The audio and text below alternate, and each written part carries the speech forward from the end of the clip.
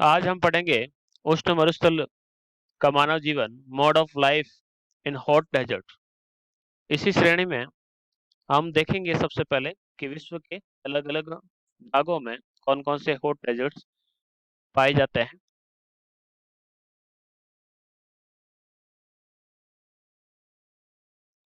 जैसा कि आप स्क्रीन पर देख पा रहे हैं, यहाँ पर आपको विश्व के अलग अलग भागों में पाए जाने वाले हॉट डेजर्ट्स देखने को मिलेंगे। अफ्रीका की अगर बात करें सबसे पहले, तो अफ्रीका के अंतर्गत आपको उत्तरी पश्चिमी भाग में सहारा का मरुस्थल देखने को मिलेगा। इसी प्रकार से अफ्रीका के दक्षिण की भाग की ओर देखें तो यहाँ पर आपको नामीब और कालाहरी का मरुस्थल देखने को मिलेगा।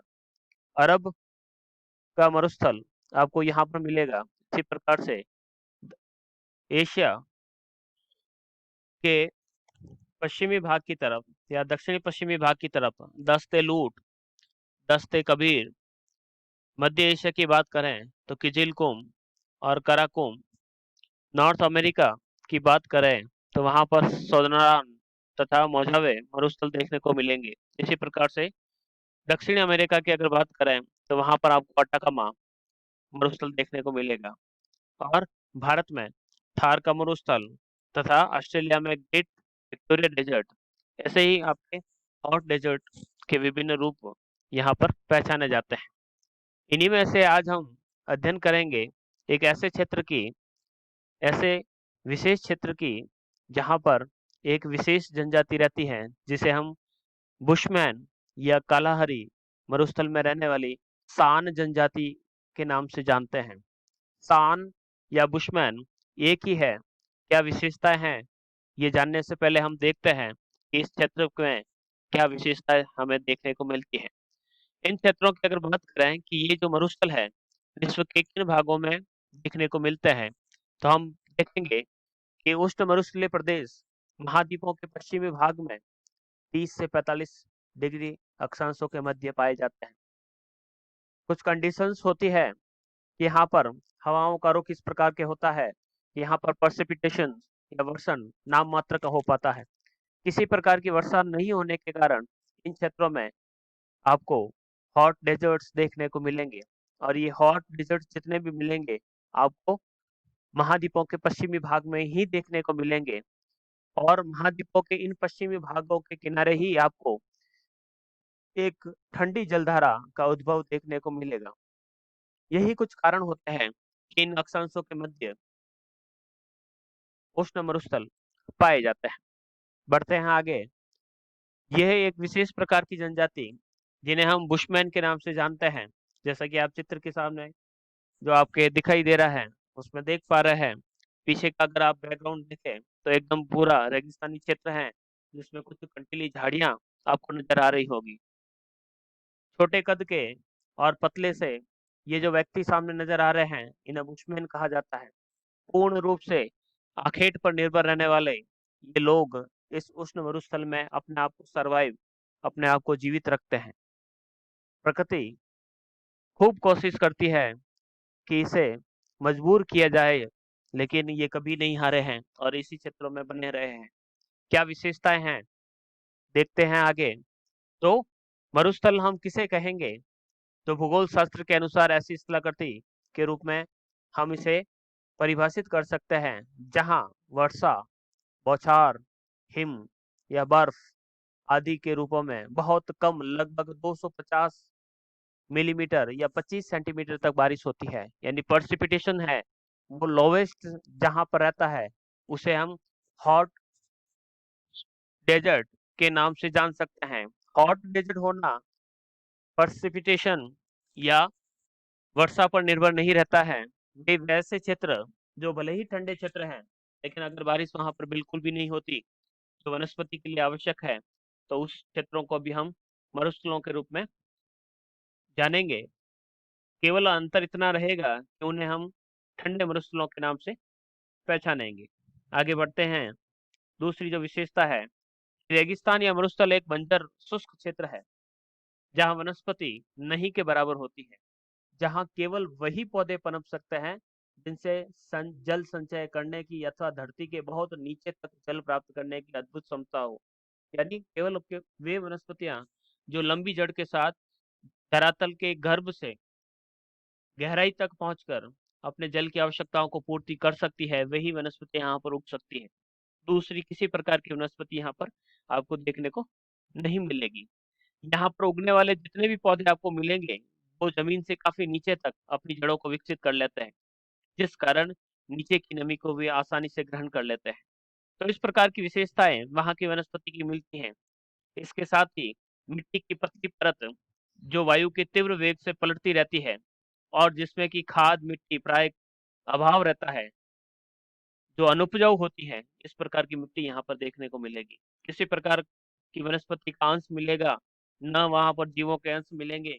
किसी प्रकार की पोषण क्षमता से रहित मिट्टी यहाँ पर मिलती रहती है और उसका भी अधिकांश हिस्सा तेज बहती हवाओं के कारण पलटता रहता है, जिसकी उपजाऊ क्षमता बिल्कुल समाप्त हो जाती है।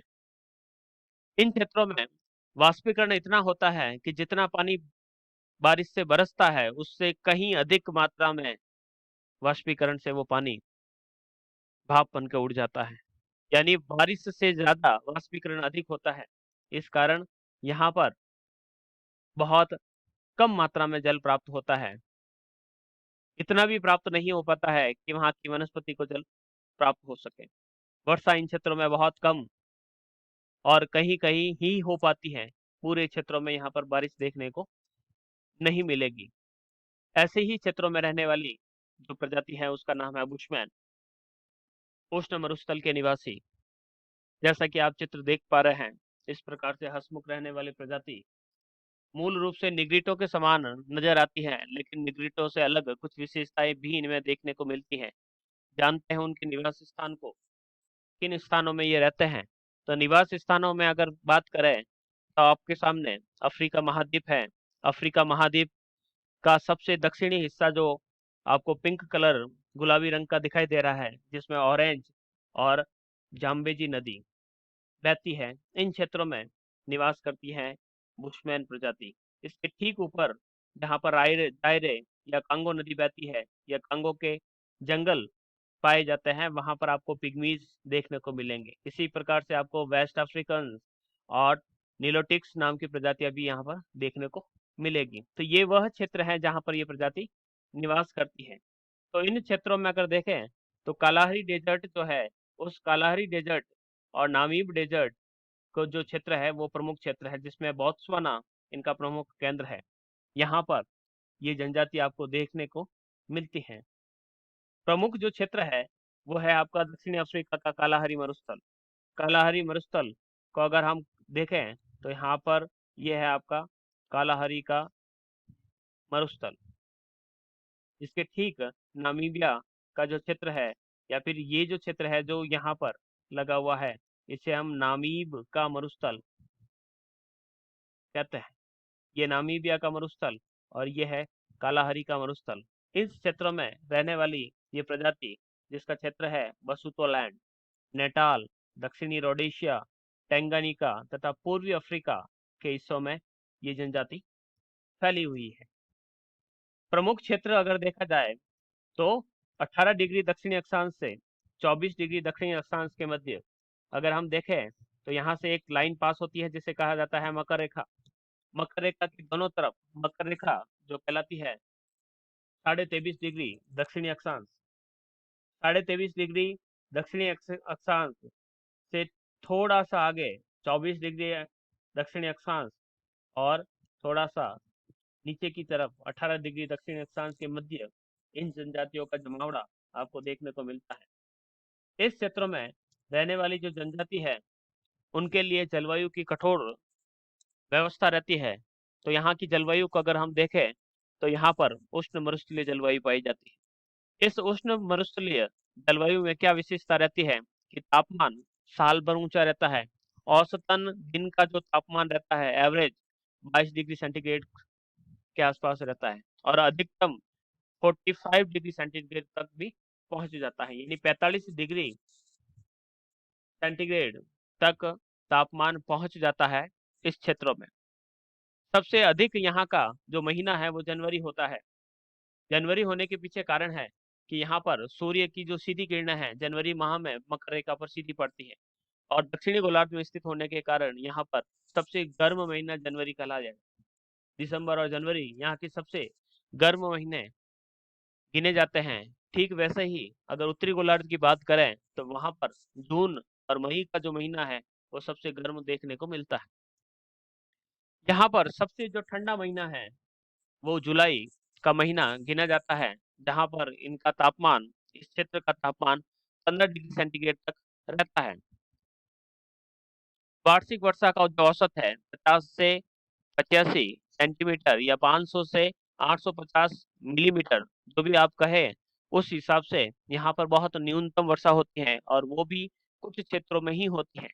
मुख्य जो वर्षा होती है यहाँ पर दिसंबर से फरवरी के माह में होती है और बाकी 9 महीने, 3 महीने दिसंबर, जनवरी और फरवरी में यहाँ पर बारिश होती है। बाकी के 9 महीने यहाँ पर सूखा पड़ता है।